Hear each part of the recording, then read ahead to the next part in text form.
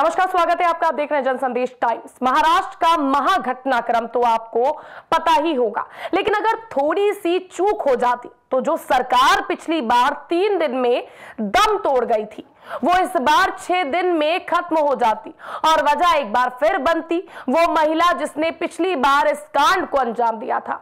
क्यों कह रहे हैं हम ऐसा? कौन है वो महिला और क्या है पूरा वाकया, आइए जानते हैं। दरअसल पूरे महाराष्ट्र के राजनीतिक घमासान में एक नाम जो सबसे अहम है वो है सोनिया दोहन का।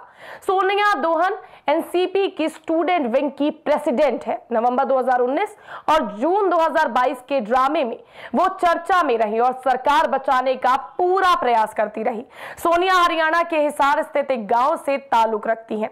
शनिवार को एनसीपी छात्र संघ की 30 वर्षीय राष्ट्रीय अध्यक्ष सोनिया दोहन और उनके सहयोगी को गोवा के डोना पाउला में होटल ताज रिजॉर्ट और कन्वेंशन सेंटर में चेक इन करने के लिए फर्जी पहचान दस्तावेजों का उपयोग करने के लिए गिरफ्तार किया गया था। इसी होटल में पूर्व मुख्यमंत्री उद्धव ठाकरे के बागी विधायक टिके हुए थे, लेकिन रविवार को दोनों को जमानत मिल गई। ये सोनिया दोहन ही थी जो नवंबर 2019 में भी सबसे आगे थी और एनसीपी के 4 विधायकों को रेस्क्यू किया था। वक्ता था जब देवेंद्र फडणवीस ने अजीत पवार के साथ सरकार बनाई थी। तब सोनिया ने हरियाणा के गुड़गांव के एक होटल से भाजपा की नाक के नीचे से एनसीपी के 4 विधायकों को बचाने का श्रेय दिया गया था। एनसीपी ने गोवा पुलिस के इस दावे का खंडन किया है कि सोनिया दोहन और उनके सहयोगी 28 वर्षीय श्रेय कोठियाल ने उस होटल में प्रवेश करने के लिए फर्जी कागजात का इस्तेमाल किया जहां शिवसेना के बागी विधायकों को रखा गया था। एनसीपी यूथ विंग के राष्ट्रीय अध्यक्ष धीरज शर्मा ने कहा कि वो दोनों सिर्फ पर्यटक थे। गोवा सरकार बिना किसी कारण के उन्हें परेशान कर रही है।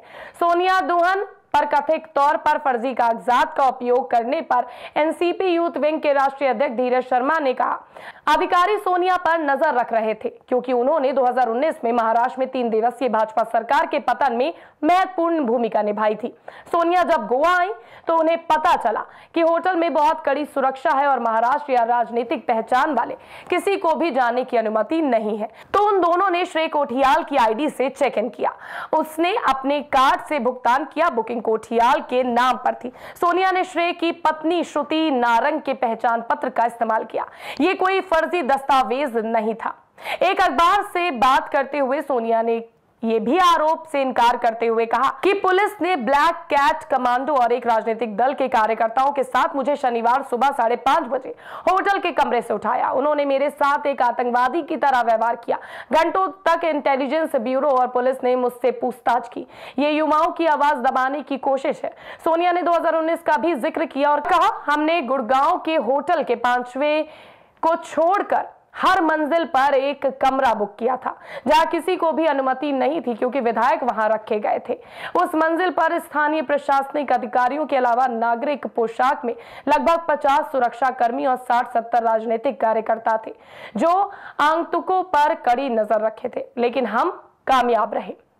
कहते हैं कि दूध का जला छाछ भी फूक फूक कर पीता है। यही वजह है कि सोनिया इस बार नाकाम रही, लेकिन सोचो अगर नाकाम ना होती तो एक बार फिर से भाजपा की नई नवेली सरकार दम तोड़ सकती थी। Bureau report, Jansandesh times.